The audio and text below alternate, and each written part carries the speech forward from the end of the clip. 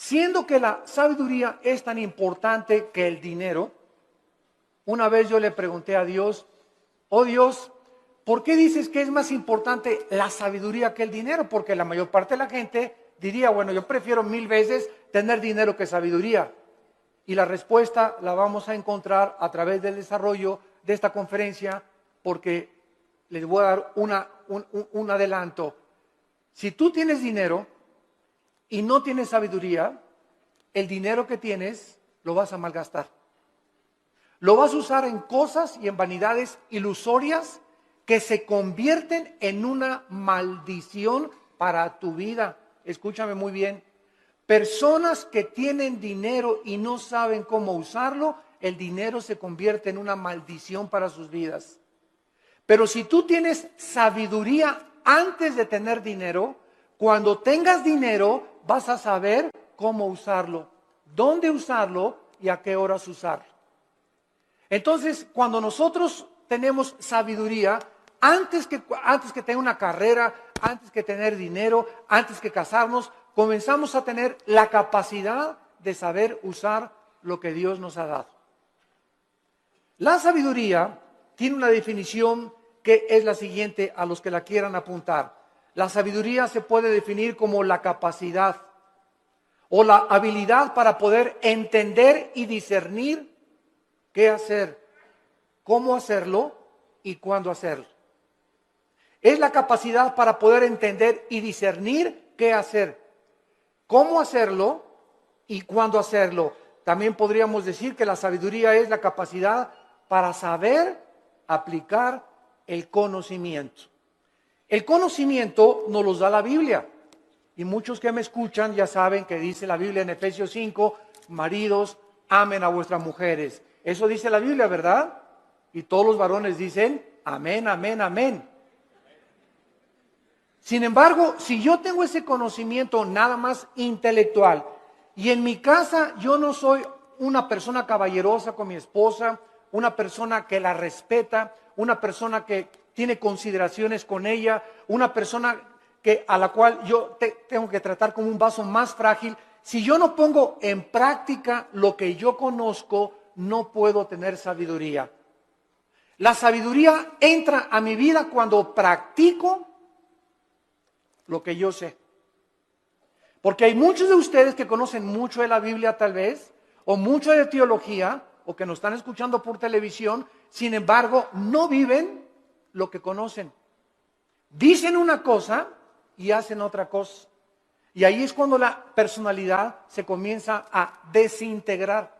Cuando nosotros decimos una cosa y hacemos otra cosa, nuestra mente se comienza a dividir. En la psicología se le llama esquizofrenia, que significa mente dividida. Antes de que se definiera la esquizofrenia, en Santiago capítulo 1, la Biblia decía hace 2000 años, el hombre de doble alma. Se tradujo el hombre de doble ánimo. La palabra griega es nepesh, que es alma, es inconstante en todos sus caminos. Una persona con la mente dividida no puede ser igual en el trabajo, ni en el autobús, ni en la tienda, ni en el supermercado, ni en la escuela, ni en su casa. Una tiene una personalidad con sus amigos, tiene otra personalidad en la iglesia, aquí llega a la iglesia con cara de San Anselmo o de Santa Rita de Casia. Tiene otra personalidad allá en su trabajo. Son personas que tienen 2 o 3 personalidades porque están desintegrados. Ante sus amigos son aquí, no, allá por aquí. En la iglesia aquí santo, santo, santo. En su familia son otra cosa. No son de una sola pieza, como decimos en México. Y Dios quiere que tú seas de una sola pieza. Que seas como eres aquí, allá, en la escuela, con tus amigos, a donde quiera que vayas. Y no lo eres porque no eres sabio, porque no tienes sabiduría. ¿Y por qué no tienes sabiduría? Porque no practicas lo que conoces. Ahora, ¿quién nos da esta sabiduría? La Biblia a través del Espíritu Santo. Porque la sabiduría no es amontonar conocimiento, como dicen en este mundo, esa persona es muy sabia, ganó el premio Nobel de Medicina. ganó el premio Nobel de literatura y se les consideran, o el científico Stephen Hawking en Inglaterra, que es el científico más grande ateo del mundo, lo considera una persona sabia. ¿A qué le llaman sabia a la gente? A los que tienen mucho conocimiento en determinado área académica. Pero la sabiduría de Dios es la capacidad para vivir, para ser papá, para educar a los hijos, para saber cómo educar a mi esposa, para tratar con el problema de mi hijo, para tratar con el problema de mi hija, para resolver los problemas en mi trabajo. Esta capacidad para resolver problemas en la Biblia se llama sabiduría. Porque hay mucha gente muy inteligente, con mucho conocimiento, sin que sepa cómo vivir. La persona que posee la sabiduría sabe distinguir entre el bien y entre el mal. Manifiesta una conducta responsable, sabe cómo actuar en diversas circunstancias, sabe cómo vestirse en diferentes circunstancias, sabe cómo usar el dinero y sabe cómo dirigir o gobernar una nación, una familia, una empresa y una iglesia. La sabiduría le da la capacidad a los gobernantes de tener un rumbo adecuado en la nación. ¿Qué es lo que vemos ahorita en el mundo? Un mundo de naciones, más de 200 naciones, con gobernantes, la mayoría sin sabiduría. La mayor parte de ellos ya, ¿verdad?, con problemas mentales muy fuertes, posicionados solamente en gobernar, en controlar el pueblo, en controlar a las masas, sin poder ellos beneficiar al pueblo, porque nunca descubrieron que el gobierno es para bendecir a los demás y no a su propio imperio. En Job, el libro de Job, capítulo 28, versículo 28, dice la Biblia: he aquí el temor del Señor es la sabiduría y el apartarse del mal la inteligencia. ¿Qué es lo que hace a una persona sabia? Temer a Dios. ¿Qué significa temer a Dios? ¿Tenerle miedo? No. Tenerle miedo a Dios te aleja de Dios, y tener temor de Dios te acerca a Él. Esa es la diferencia entre el temor de Dios y tenerle miedo a Dios. No lo confundan, no es igual la gimnasia que la magnesia. Cuando yo tengo temor de Dios, vengo a Dios y respeto a mi esposa, respeto mis finanzas, pago mis impuestos, trato de tener una conducta responsable. ¿Por qué? Porque tengo el temor de Dios en mi corazón. Muchos de ustedes hacen lo que hacen porque no tienen temor de Dios. Muchos de ustedes, cuando nadie los ve, cuando están jóvenes, se besan, se abrazan, abusan de las caricias y se dicen cristianos. ¿Por qué lo hacen? Porque no tienen temor de Dios. Muchos varones viajan y cuando se meten a un hotel, no está la esposa, no hay nadie, alquilan una película pornográfica. ¿Por qué lo hacen? Porque creen que nadie los ve. Pero cuando tú tienes conciencia de que Dios te ve, no harías las cosas que tú haces si tuvieras el temor de Dios. Esta es la razón por la cual Salomón, regresamos ahora a nuestro pasaje, estaba preocupado por ser un rey sabio. Era joven, acababa de consolidar su poder, acababa de sofocar una rebelión interna de gobierno de su hermano Adonías, eliminando a sus enemigos. Y la nación de Israel se encontraba ahora perfectamente unificada por un liderazgo que era él, y había paz por todos lados. Su padre David acababa de morir y él estaba ahora sentado en el trono. Y Salomón, cuando está sentado en el trono, sintiendo su inmadurez, su incapacidad y su falta de experiencia, le pide a Dios sabiduría para poder discernir y poder gobernar a un pueblo tan grande. ¿Qué es lo que nosotros debemos hacer también cuando muchos de ustedes, jóvenes que me escuchan, se casan a los 23 años? Te casas, chamaca, a los 18 años, tal vez porque te embarazaste antes, o te casas a los 20 años de edad. Dices, ¿verdad? Dios mío, tengo 23 años y estoy casado. Y ahora tengo que trabajar y voy a tener sabiduría para educar a mi esposa, para saber qué empleo poder tener, para saber cómo educar a mis hijos. Dios mío, reconozco mi incapacidad. Señor, reconozco mi inmadurez. Oh, Dios mío, ayúdame. Y cuando nosotros tenemos esa actitud de reconocer, Padre, ahora mi negocio creció, las iglesias crecieron, ahora tengo más hijos. Señor, no sé cómo manejar esto. Para eso está Dios, para darnos la sabiduría, la capacidad de saber qué hacer. Y no hablarle a Walter Mercado, ni a la doctora Corazón, ni al psiquiatra, ni al psicólogo, sino consultar en su palabra. Aquí en la Biblia se encuentran los consejos de la sabiduría y de la inteligencia. Esto es lo que Salomón adquirió cuando se sentó. Y vamos ahora a darle lectura al primer capítulo del primer libro de los Reyes, capítulo 3. Y vamos a ver en primer lugar algunas cosas que nos comienzan a vislumbrar el corazón de Salomón antes de entrar en el tema principal de la conferencia. Veamos en primer lugar en el versículo 1 el compromiso político y diplomático que Salomón comenzó a ejercer. Salomón hizo parentesco con Faraón, rey de Egipto, pues tomó la hija de Faraón y la trajo a la ciudad de David. Entre tanto que acababa de edificar su casa y la casa de Jehová y los muros de Jerusalén alrededor. Salomón, entrando a su reinado, inmediatamente supo que necesitaba a Egipto, que necesitaba a Siria, que necesitaba a Jordania, que las naciones de alrededor eran importantes para poder tener una buena relación política y diplomática. No quería la guerra. Entonces Salomón, en aquel tiempo, los países hacían alianzas dando a la hija del rey al hijo del otro rey o al rey mismo. Entonces los matrimonios en tiempos de Salomón eran por compromiso político. No necesariamente Salomón se enamoró de la hija de Faraón, tal vez ni la conoció, sino simplemente al ser la hija de Faraón de Egipto y casarse con Salomón, rey de Israel, Egipto e Israel hacían una unidad, hacían un compromiso a través del matrimonio. Es lo que significa la palabra hebrea parentesco en el versículo 1. No veo que muchos tengan sus Biblias en esta mañana. Trajeron el Calimán. La palabra parentesco es la palabra chatán en el hebreo. Chatán, que significa compromiso a través de un matrimonio político. Es la palabra que usaban para poder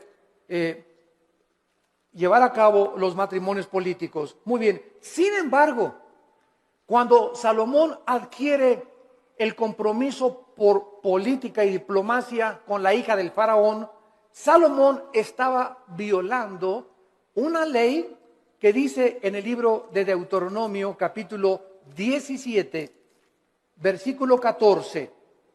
Deuteronomio 17, 14, que Dios había dado en el monte Sinaí a Moisés para los gobernantes.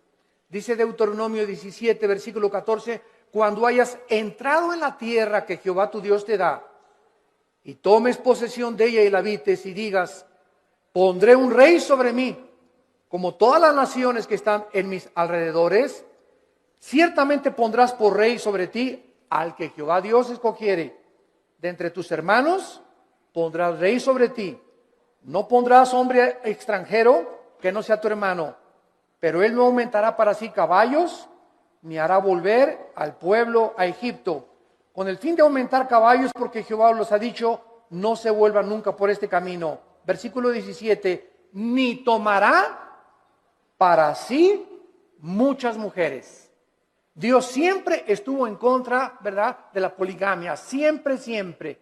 El hecho que Salomón y el hecho que David hayan tenido varias mujeres no implica que era la voluntad de Dios, porque la voluntad de Dios es doble. La voluntad de Dios es permisiva y la voluntad de Dios es directiva. Dios te da permiso de que te cases con ese roto quinto patiero. Dios te da permiso de que te hagas socio de esa persona que no es cristiana. Pero no significa que al permitirte Dios que hagas lo que hagas, no significa que era su voluntad que te casaras con ese muchacho o con esa muchacha.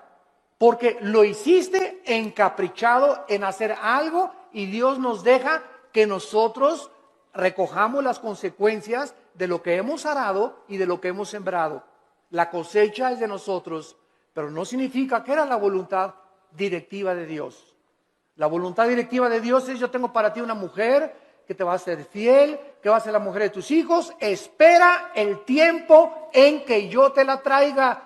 Si tú te impacientas, te casas con la equivocada y te va como infierno. Y después cuando te cases, pues es que Dios, si hubiera querido, hubiera impedido que me casara con Chencho.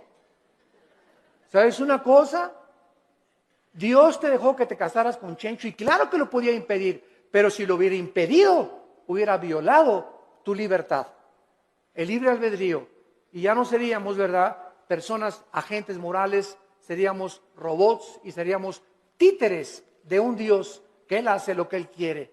Y Él nos ha dado el libre albedrío para que seamos responsables de las decisiones y las consecuencias que las decisiones que hagamos vamos a recoger. Vamos a ver después cómo acabó Salomón precisamente por estas decisiones equivocadas que llevó a hacer. En segundo lugar, dice el versículo 2 que hasta entonces, o sea, hasta el tiempo de Salomón, el pueblo sacrificaba en los lugares altos, donde regularmente los paganos hacían los sacrificios. Y Dios nunca quiso que Israel sacrificara en los lugares altos, pero hasta que Salomón acabó el templo y se ofrecieron sacrificios en el lugar donde Dios quiso que se ofrecieran, Dios permitió que se llevaran a cabo sacrificios en los lugares altos. Dice el versículo 2, porque no había casa edificada al nombre de Jehová hasta aquellos tiempos. Salomón tenía una capacidad, en segundo lugar, como constructor. Si ustedes leen todo el primer libro de Reyes, es increíble la arquitectura, la hermosura de la decoración del templo de Salomón, de los cuadros que mandó traer. Tenía 12, su trono tenía leones de oro en las escaleras. Su trono donde Salomón se sentaba era de oro puro. Nunca ha habido, nunca en la historia, ni Bill Gates, ni el señor Slim, ni los Kennedy, ni los Rothschild, ni ningún millonario ha tenido el dinero que ha tenido y las riquezas del rey Salomón. Pero al mismo tiempo que Salomón ha tenido las riquezas inimaginables que cualquier persona haya podido alcanzar, ni los árabes tampoco, ni los sheiks en Arabia, Salomón al mismo tiempo, vamos a ver, era el hombre más sabio de toda la historia que ha existido. El hombre más sabio, imagínense, tenía millones de billones de riquezas y al mismo tiempo tenía la sabiduría que al final de su vida la hizo a un lado y pues ya es otro cantar, ¿verdad? Él se aparta de Dios, apostata y después regresa a Dios y escribe el libro de Eclesiastés, que es el compendio de sabiduría después de Proverbios más grande de toda la Biblia, el libro de Eclesiastés. Muy bien, ahora sí, vayamos a comenzar a analizar esta oración que Salomón, consciente de su inmadurez, comienza a hacerle a Dios. Dice el versículo 5, y se le apareció Jehová a Salomón en Gabaón. Se le apareció Jehová a Salomón en Gabaón. ¿A cuántos de ustedes se les ha parecido Dios? Todos podemos decir, ¿verdad? A ninguno. Pero esto es una verdad parcial, porque cada vez que hables la Biblia, se te aparece Dios. Ya no tenemos manifestaciones visibles de Dios, ni audibles, como en los tiempos antes en el Antiguo Testamento. Pero ahora nadie puede decir, bueno, si a mí se me apareciera Dios, ¿sabes una cosa? Ahora no solamente se le apareció Dios para decirle algunas cosas, sino que ahora tenemos todo el consejo de Dios en la Biblia. Todo lo que Dios tenga para decirnos ya se encuentra en la Biblia. Después de la Biblia no hay nada más que Dios nos tenga que decir. Por eso la Biblia es un libro sellado. El que le agregue algo a estas palabras o el que le quite algo a estas palabras, dice Apocalipsis capítulo 22, las maldiciones de este libro caerán sobre esa persona. Por eso cuando hoy oímos, ¿verdad?, que tantas cosas de profecías, y el Señor me dijo que iba a entrar una muchacha con vestido verde y vas a casar con ella. Y el Señor me dijo que de aquí de esta iglesia van a salir ríos de agua viva. Y el Señor dice que un avivamiento va a venir en Guatemala o va a venir en España, etcétera, etcétera. ¿A quién le dijo eso el Señor? ¿Quién sabe? Tal vez cenó pizza en la noche a las 12 de la noche. Y comienzan a decir cosas que no están en la Biblia, que asumen que Dios dijo, pero Dios no lo dijo. Porque profetizar no es anunciar el futuro. Profetizar es comer esta palabra, y cuando hablas esta palabra. La persona que predica la palabra es un profeta. Un profeta no es una persona que dice, va a pasar esto o va a pasar aquello. Esos son adivinaciones. No confundas la profecía con la adivinación. Ahora, en el Antiguo Testamento había videntes. La palabra naví en el hebreo, que se les dio profecías del futuro. Todo lo que va a pasar ya está escrito en la Biblia. Cuídense cuando va a temblar en Toluca en febrero del 2011. Y el Señor me dijo que a las 10 de la mañana, cuídense, hermanos y hermanas en Cristo, de todas estas falsas profecías. A la luz y al testimonio. Si no es a la palabra de Dios, no les ha amanecido, dice el profeta Isaías. Entonces Salomón tiene la aparición de Dios en sueños y le dice, Dios es Salomón. Escuchen esto, versículo 5. Pide lo que quieras que yo te dé. Ni Santa Claus, ¿verdad? Ni Aladino y la lámpara maravillosa, cuando el genio se aparecía y le decía a Aladino, no, pídeme lo que quieras. Aquí estamos ante el Dios creador de los cielos y de la tierra.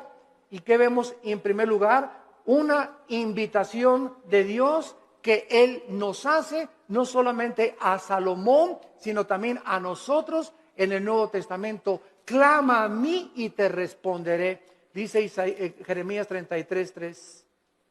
Y te enseñaré cosas grandes y ocultas que tú no conoces. Ahora aquí inmediatamente podríamos asumir, si aparece Dios, pídeme lo que quieras, un Cadillac último modelo, Señor. Una casa allá por allá. Una mujer bellísima. Todas estas son las cosas que el mundo pediría cuando no tienen un corazón para Dios. Pero lo que hace Salomón es lo que nos va a enseñar que Dios se agradó tanto de lo que le pidió Salomón, que Dios se lo dio. Entonces vamos a descubrir en esta mañana que cuando nosotros oramos conforme a la voluntad de Dios, Dios nos concede las peticiones que le hayamos hecho.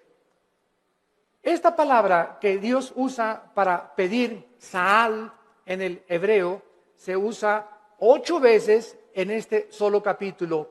Y lo primero que vemos es el verdadero incentivo para orar. ¿Qué es lo que nos debe motivar para orar? Que al Dios que le estamos pidiendo es un Dios generoso. Toda buena dádiva y todo don procede del Padre de las luces, Santiago capítulo 1, en el cual no hay sombra ni variación alguna. Y el que tenga falta de sabiduría, Santiago capítulo 1, el que tenga falta de sabiduría, pídasela a Dios que se dará sobreabundantemente. Efesios 3:20, y aquel que es poderoso para hacer todas las cosas mucho más abundantemente de lo que le pedimos o ni siquiera nos imaginamos, según el poder que actúa en nosotros. Esto es muy importante porque mucha gente, yo he conocido que dicen, ay Señor, Señor, por favor, y creen que Dios está por allá lejísimos, ¿verdad? Y te pido, Señor, y gritan y se tiran y se revuelcan en el piso, etcétera, etcétera, y lloran. Y dice Efesios 3:20, que lo que le pedimos a Dios lo responde de acuerdo al poder que está afuera o adentro. ¿Perdón? Según el poder que actúa dentro de nosotros. Entonces, dentro de nosotros está el Espíritu Santo. Yo solo tengo que hincarme en el secreto de mi oración y entrar en comunión con Dios, y Él me está oyendo, Él está dentro de mí, y no tengo que buscar manifestaciones de Dios externas, porque el poder está dentro de mí. Y dentro de mí, si el Espíritu Santo, yo tengo una relación de compañerismo con Él y camino en santidad con Dios, Dios, lo que Dios me pone dentro de mí, me lo va a dar. Porque Dios se agrada cuando le pedimos conforme a su voluntad. Aunque nosotros no somos reyes ni gobernantes como Salomón, con el mismo nivel de responsabilidad que tenía Salomón, ¿acaso no es al mismo Dios que al que se acercaba Salomón en el Antiguo Testamento en oración?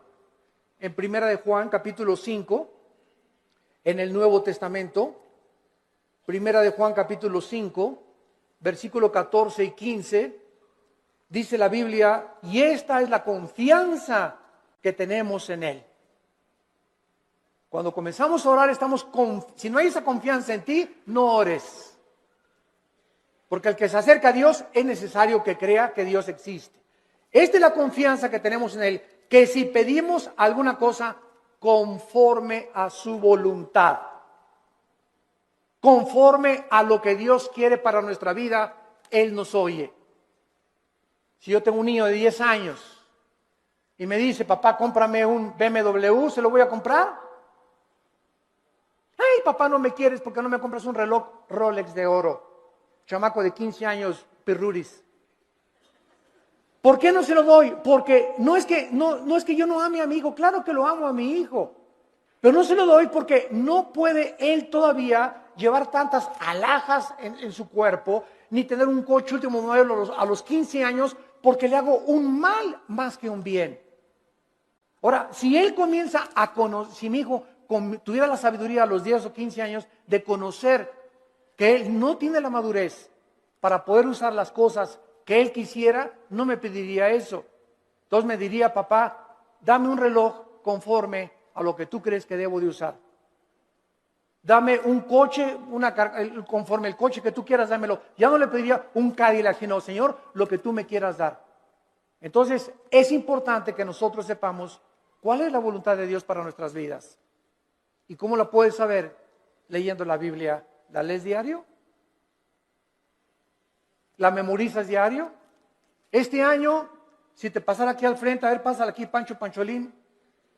¿Cuántos versículos ahorita, dinos de memoria a toda la iglesia, o cuántos capítulos de la Biblia memorizaste en el año 2010? ¿Te sabes el Salmo 23 de Perdis? ¿Te sabes de Perdis el Salmo 91? ¿O nada más sabes Juan 3:16? De tal manera amó Dios al mundo que dio su Hijo unigénito. ¿Cuántos versículos memorizas a la semana? Si tú no memorizas la palabra de Dios no la puedes guardar en tu mente.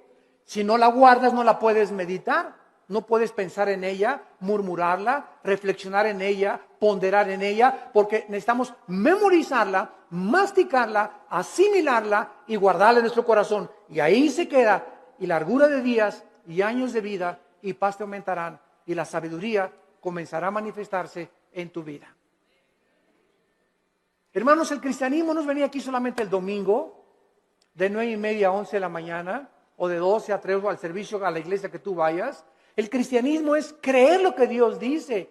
Josué de día y de noche medita en este libro de la ley, le dijo Dios en Josué 1:8 y 9, para que prosperes.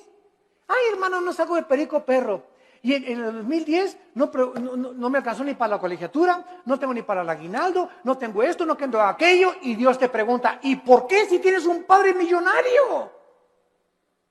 Es como el que estaba sentado ahí en la banqueta sin zapatos y con un taquito y nada más así. Y llega una persona, ¿y quién eres tú? Soy hijo soy hijo del rey de Inglaterra. ¿Y por qué estás ahí sentado en la banqueta? Y traía el muchacho una chequera aquí. Pues porque no creo que mi papá me vaya a lo que me tenga. Mira, la chequera la tienes en blanco y tu papá te dio la chequera en blanco para que pongas la cantidad de los cheques que tú quieras. No tienes por qué estar como un limosnero pidiendo en la calle. Y la chequera es la Biblia. Tenemos la chequera de Dios para que la guardemos aquí en nuestro corazón y no andemos ahí mendigando ni causando lástimas. Tenemos un Padre que nos quiere dar todo, pero ¿por qué no nos los da? Porque le pedimos conforme a nuestros gustos. Le pedimos cuando lo necesitamos, cuando tenemos una tragedia, cuando viene un problema moral, cuando nos enfermamos, cuando estamos en el hospital. Señor, ayúdame. Señor, te pido, mi hija se fue de mi casa. Ayúdame con este negocio. Y ya no tengo dinero y no me alcanza. Pero los días anteriores, los meses anteriores, ¿has tenido compañerismo con Él?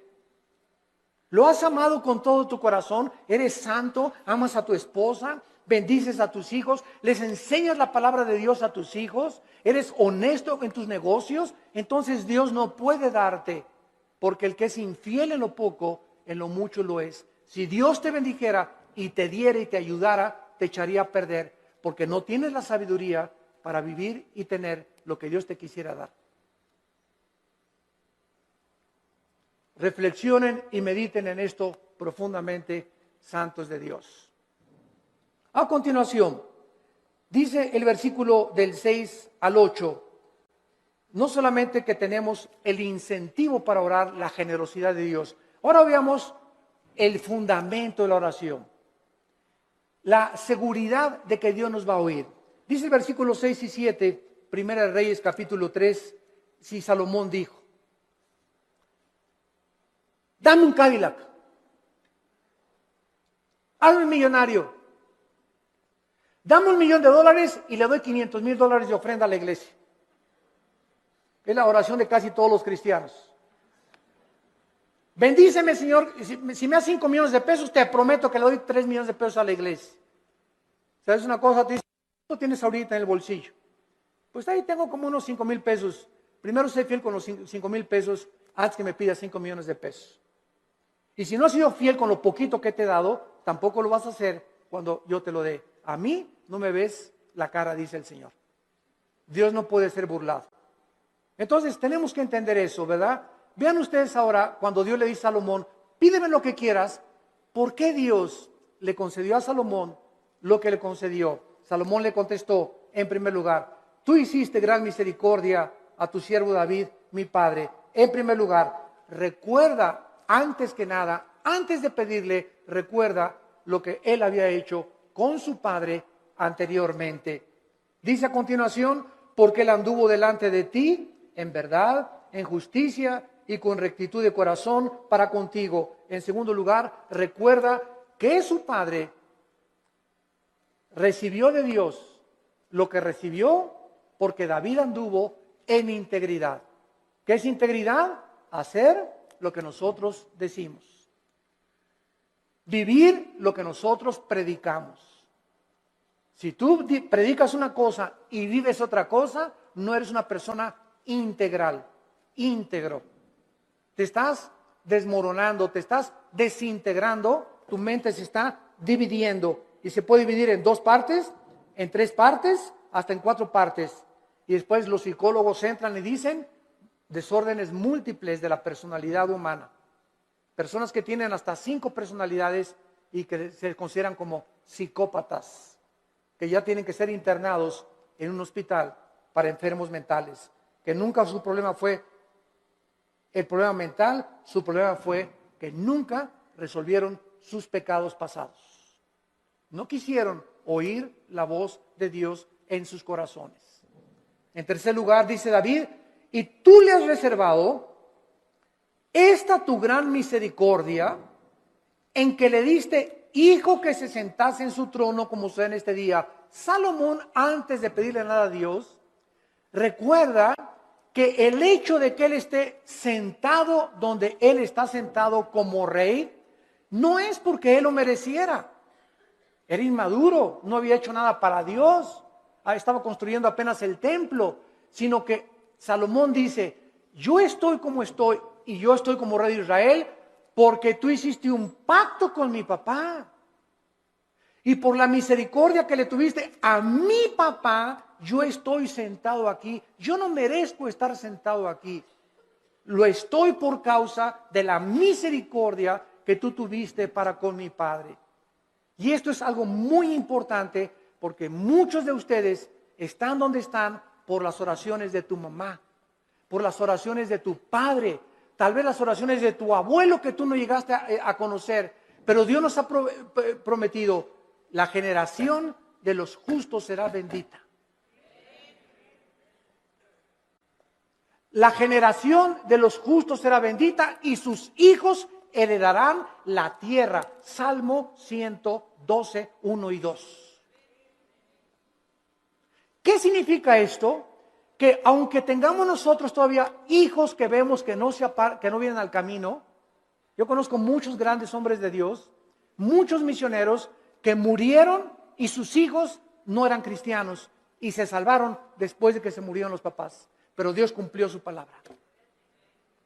Entonces, el hecho que muramos y no alcancemos a ver a muchos de nosotros, a todos nuestros hijos salvos, no implica que Dios no va a cumplir su palabra. Dios va a cumplir su palabra. Y nuestros hijos son benditos. Y aunque ahorita pertenezcan muchos al diablo, Dios los va a arrebatar de sus garras. ¿Y sabes por qué? Por la misericordia que Él tiene con nosotros, sus padres, que caminamos con Él. Pero si tú no eres un padre que caminas con Dios, si tú no eres un padre fiel con Dios, si tú no caminas en santidad, estas promesas no pueden tener cumplimiento. Y vemos enseguida cuando le dice Dios, cuando le dice Salomón en el versículo 6, finalmente, tú le has reservado esta misericordia en la que le diste, hijo, que se sentase en su trono, como sucede en este día. Vemos la fidelidad de Dios de una forma maravillosa. Y dice la Biblia en el versículo 7, ahora pues Jehová Dios mío, o sea, habiendo reconocido Salomón la misericordia que Dios tuvo para con su padre y el hecho que él esté donde está, que lo hacía indigno, tú me has puesto a mí, tu siervo, por rey en lugar de a mi padre, y yo soy joven y no sé cómo entrar ni salir, y tu siervo está en medio de tu pueblo, al cual tú escogiste, un pueblo grande que no se puede contar ni tampoco enumerar. Salomón finalmente comienza a orar porque al recordar la misericordia con su padre, sabe que lo que Dios dice lo cumple. ¿Qué hace que nosotros oremos? La fidelidad de Dios. Dice en Efesios 3:20, y aquel que es poderoso para hacer las cosas mucho más abundantemente. Tú le pides a Dios algo, lo que Él te va a contestar es mucho más allá de lo que tú te imaginaste que te iba a contestar. Yo recuerdo, les conté hace algún tiempo, en 1977-78, yo comencé a entrar al ministerio de tiempo completo. Yo trabajaba en un hotel en Acapulco, el hotel que es ahora el Emporio, creo, el Continental, estaba de gerente general del hotel. Y cuando entro en el 77, 78, me fui de misionero con unos misioneros norteamericanos. Nos llevaron a la Sierra de Guerrero, con la frontera con Oaxaca, Coajiquinapa, la Costa Chica, la Costa Grande. Todo eso anduve 3 años de misionero. Y en toda esa época de misionero, pues llegaba a mi casa y Alan estaba chiquito y comíamos mangos, comíamos frutas, no teníamos para comer, porque me daban un cheque de $50 a la semana, o sea, $200 al mes. Solamente no se alcanzaba para comer víveres. Vivíamos en un bungalito por pie de la cuesta en Acapulco y lo único que teníamos en la casa era colchones, no teníamos estufa, no teníamos nada, una parrilla eléctrica. Ahí cocinábamos el pescado que yo iba a pescar, ¿verdad? Al mar. Entonces, durante todo ese tiempo, Dios me mostró su fidelidad. Nunca nos faltó pescado, nunca nos faltaron mangos en los árboles, ni tampoco manzanas. Y peces, aventaba el anzuelo y a las 2-3 horas agarraba 3 o 4 huachinangos y grandes peces y comíamos ostras y comíamos las cucarachas que se pegaban en las piedras. Me bajaba a bucear y las raspábamos así con limoncito, ¿verdad? Ricas así, y eso es lo que comíamos por 3 años. Hasta 1985 pasaron 8 o 9 años de mi ministerio cuando por primera vez compramos un refrigerador.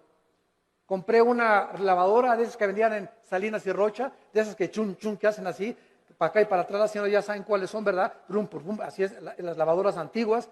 Pagué como 3 años en pagarla y hasta el 85 me regalaron una camioneta combi usada con 80,000 kilómetros y en esa nos transportábamos después de tantos años de caminar y conocer a Dios.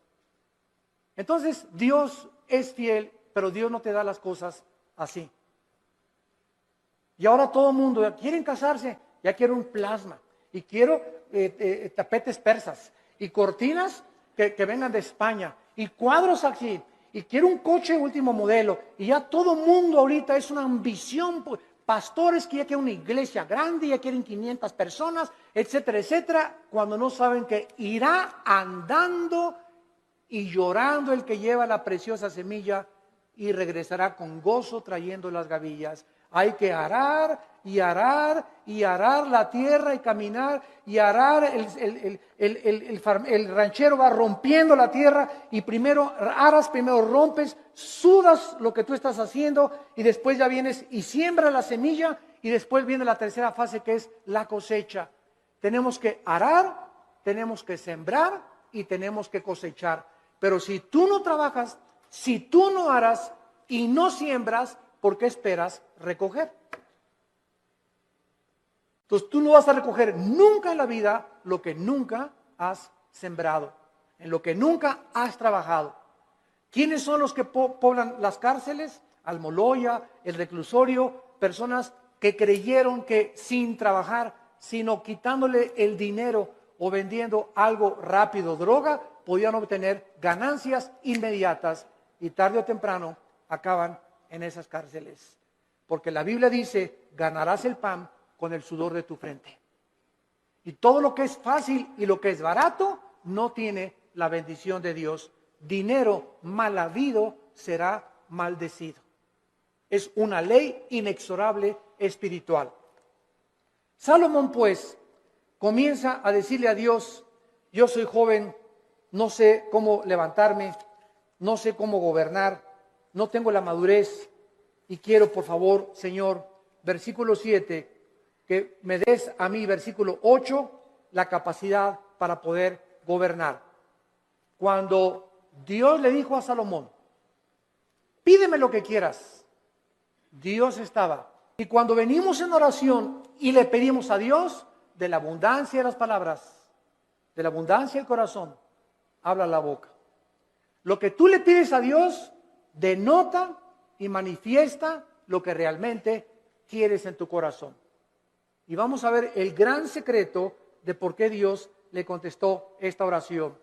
En el versículo 7 y 8, Salomón reconoce que él no tiene la capacidad de gobernar un pueblo tan grande, ni numerarlo por tanta y grande multitud.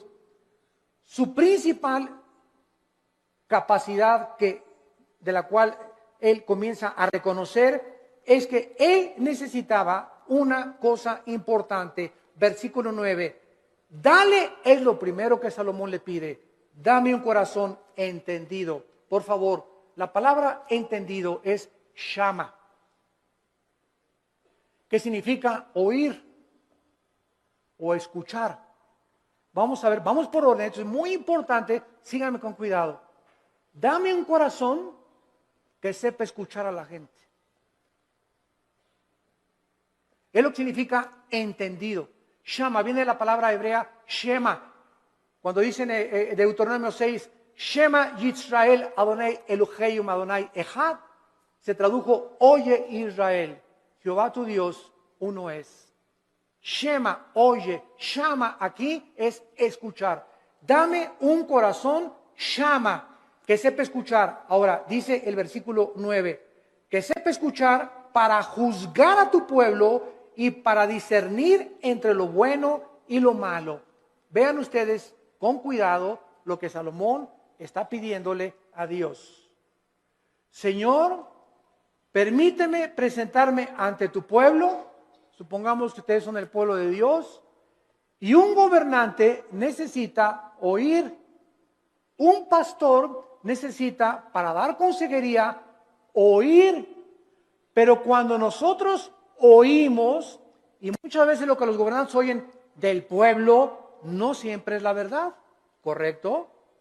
Porque ve una señora, y mi esposo esto y el otro, y bla, bla, bla, bla, y bla, bla, bla, bla. Y el pastor o el cristiano que oye a la esposa y asume que la esposa tiene razón, sin haber oído la otra parte, al esposo es una persona sin inteligencia ni tampoco discernimiento. Entonces, no creas todo lo que la gente te dice. Y ya supiste que fulano y tal, bla, bla, bla, bla, bla, bla, bla, bla, bla. Y ya supiste que fulanita la vio la noche y bla, bla, bla, bla, bla. Y ya viste lo que se dijo ese pastor que bla, bla, bla, bla, bla, bla. Ten mucho cuidado cuando tú oigas y asumas que lo que te están diciendo es verdad. Entonces, ¿qué necesitamos para saber si lo que nos están diciendo es verdad o no es verdad? Necesitamos discernimiento. Y el discernimiento es una capacidad que el Espíritu Santo da para poder distinguir entre el bien y entre el mal, entre la mentira y la falsedad, entre lo que es real y lo que no es real. Y esta capacidad no la da ningún libro, ninguna escuela, ningún seminario, la da Dios. A los que han aprendido antes escucharlo a Él. Cuando tú vienes a la Biblia, ¿a quién estás oyendo? A Dios. Y tu contacto con la Biblia es diario, la lees y la memorizas y la guardas y la lees en la mañana y antes de acostarte y estás en contacto con la Biblia. Entonces, al estar oyendo a Dios, automáticamente el Espíritu Santo, la palabra de Dios la convierte en discernimiento. Y tú comienzas a manifestar una capacidad en la vida para que cuando estés escuchando algo tengas el juicio adecuado para juzgar. Hasta nuestros hijos. Llega Pepito, papi, que son mustios los chamacos, ¿verdad? Pegó, y no es cierto que le pegó, sino que él viene así porque él le pegó al otro. Pero son expertos los niños en venir en culpar al otro hermanito antes de que sepan que él fue el culpable y le peguen a él. Entonces viene corriendo y cuando el papá ya sabe, espérame, ya te conozco, mijito, ¿verdad? Ya sé, ¿verdad? Y le hablas al otro hermanito y ya sabes que lo que te quiere es chantajear. Entonces comenzamos, no nos inclinamos porque a Pepito lo quiero mucho, mis sentimientos los crucifico. Quiero hacer justicia con mis hijos y que mis hijos sepan que soy parejo con todos. Cuidado con los consentidos, porque esto no es de Dios. Este fue el problema de José en el Antiguo Testamento, cuando su padre Jacobo lo consintió demasiado, los hermanos comenzaron a tener envidia y acabaron vendiéndole a Egipto. Entonces Salomón pide la capacidad de poder juzgar al pueblo. Vean ustedes, y aquí está el centro de toda nuestra conferencia, el motivo principal por el cual Dios le da a Salomón mucho más, como vamos a ver, de lo que le pidió o de lo que se imaginó, fue porque el motivo de Salomón era el bienestar del pueblo de Dios. Mientras Dios vea que nosotros amamos a su pueblo, mientras Dios vea que tú amas a la gente, que tú amas a tus hermanos en Cristo, porque si no amas a tus hermanos en Cristo, ¿qué vas a acabar amando al vecino? Si entre nosotros no nos amamos, ¿cómo esperamos entonces atrevernos a pedirle algo a Dios?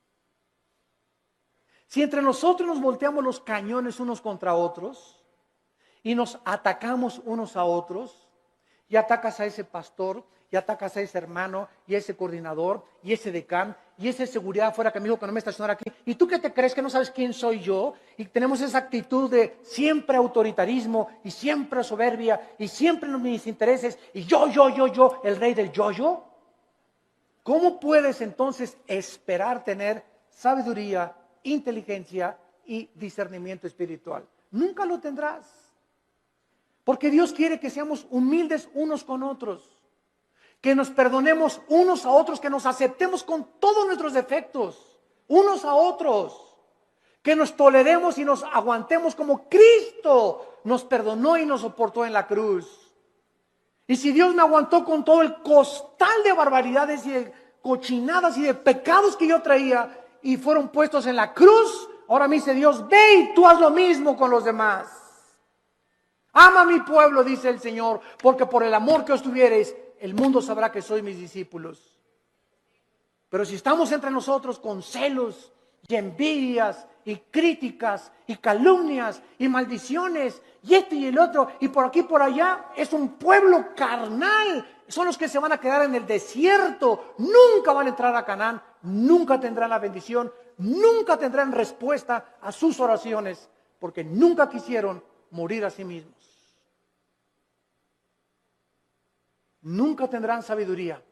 Navegarán siempre por diferentes aguas, como veletas en la vida, llevados por todos vientos de doctrina. Nunca tendrán el timón en sus manos, su vida, su barco, nunca tendrá curso, siempre irá donde va el viento. Como veletas, como veleros, sin un motor, sin sabiduría, sin convicciones, porque nunca amaron al pueblo de Dios. Amados, amémonos unos a otros. En 1 Corintios, en el Nuevo Testamento, para terminar, capítulo 12. ¿Qué encontramos en Corintios 12, 13 y 14? 3 capítulos dedicados a los dones espirituales. El capítulo 12 pone el cimiento de los dones. El capítulo 14 explica qué son las lenguas. Y el capítulo 14 nos dice claramente, ¿verdad? El 14 nos dice que son las lenguas y el 13 nos dice qué es realmente lo que más le importa a Dios. El amor. Pero vean ustedes en 1 Corintios 12, versículo 4 al 7, la congruencia y la consistencia de la verdad de la Biblia. 1 Corintios 12, 4. Ahora bien, hay diversidad de dones, pero el Espíritu es el mismo. Hay diversidad de ministerios, el Señor es el mismo. Hay diversidad de operaciones, pero Dios que hace todas las cosas, todos el mismo. Versículo 7, importantísimo. Pero a cada uno, a Pancho, a Carmelita, a Josué, a Pepe, a Carlos, o sea, no hay nadie de los que me están escuchando que sean cristianos que no tenga dones. Todos tenemos dones y miren lo que dice, pero a cada uno le es dada la manifestación del Espíritu para provecho. La palabra provecho es la palabra sumiero en el griego, que significa para el beneficio de los demás. Mis dones no son para mí, son para los demás, para edificarlos a ustedes. Por eso en Corintios 14 Pablo dice, en la iglesia, por favor, no hablen en lenguas. Porque en la iglesia, si se ponen todos a hablar en lenguas, y trae fulano de tal a su mamacita, y el otro trajo al diputado, y el otro trajo un licenciado, y el otro trajo un doctor, y trajo a sus amigos, y entra a una iglesia donde parece un manicomio, mamá chila calajao, mamá chila calachila, y ¿dónde estoy en el manicure? Van a decir, ¿qué es esto? Dice 1 Corintios 14, van a decir que están locos. Entonces, en la asamblea, cuando estén todos juntos, si quieren hablar en lenguas, que sea por turno y con intérprete. Y si no hay intérprete, cállate. Y no estés ahí en la iglesia, saca la bazuca con las lenguas de la milicia, ¿verdad? Y la persona que está junto a ti, ¿qué le pasa, verdad? Que denle su chocho. ¿Por qué no hablamos las lenguas? Porque no son para nosotros, son para edificar. Y cuando hablamos todos no estamos edificando a nadie. Tal vez creemos que nosotros mismos, pero no se trata a nosotros, se trata a los demás. Los corintios eran tan carnales, como todavía hay muchas iglesias actualmente que no han entendido. Nunca son para nuestra edificación, es para la edificación de los demás. Les es dado el Espíritu para provecho. Dice 1 Corintios capítulo 14. El que profetiza, versículo 3. Habla a los hombres para edificación. Versículo 4. El que habla en lengua extraña, así no se edifica, pero el que profetiza edifica a la iglesia. Versículo 5. Así que quisiera que todos hablaran en lenguas, pero más que profetizaran, porque mayor es el que habla, el profetiza, que el que habla en lenguas, a no ser que las interprete, para que la iglesia reciba edificación. Versículo 12, así también ustedes que anhelan dones espirituales, procuren abundar en ellos para edificación de la iglesia. Más de 7 veces en un capítulo dice Pablo, los dones son para los demás, para el beneficio común. Viven para los demás. Padre, dame sabiduría, no para ser sabio, para educar a mi familia. Padre, dame sabiduría para ser pastor y ser un pastor que sepa aconsejar para poder bendecir a tu pueblo.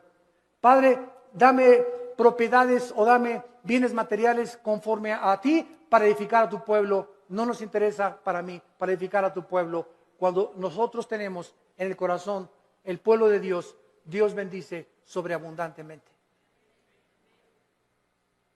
Porque nadie vive para sí mismo, vivimos para los demás. Y el secreto de la felicidad, como les decía ayer en el desayuno, es vivir para los demás. Ahí se encuentra el secreto de la felicidad. Tu casa es úsala para la gloria de Dios. Tu coche, úsalo para transportar hermanos, úsalo para el reino de Dios. Tu dinero, úsalo para el reino de Dios. Dios no está en contra de que tengas ahorros, ni que tengas dinero, pero no ahorres más de lo debido. No seas más avaro, no tengas más propiedades de las debidas, porque te conviertes en persona avariciosa. Estás guardando ya de más y mañana te vas a petatear. Mañana cuelgas los tenis, como dicen los jóvenes. Mañana partimos tal vez a casa y lo que has hecho, ¿para quién se le quedó cuando se pudo usar para la gloria de Dios? Cuando tenemos ya esa visión, Dios nos comienza a derramar abundantemente todas aquellas cosas que Él anhela, porque Él busca instrumentos a través de los cuales Él pueda canalizar su gracia y sus bendiciones para los demás. Abraham, desde el principio de la Biblia, Abraham, te voy a bendecir para que tú seas bendición a las naciones.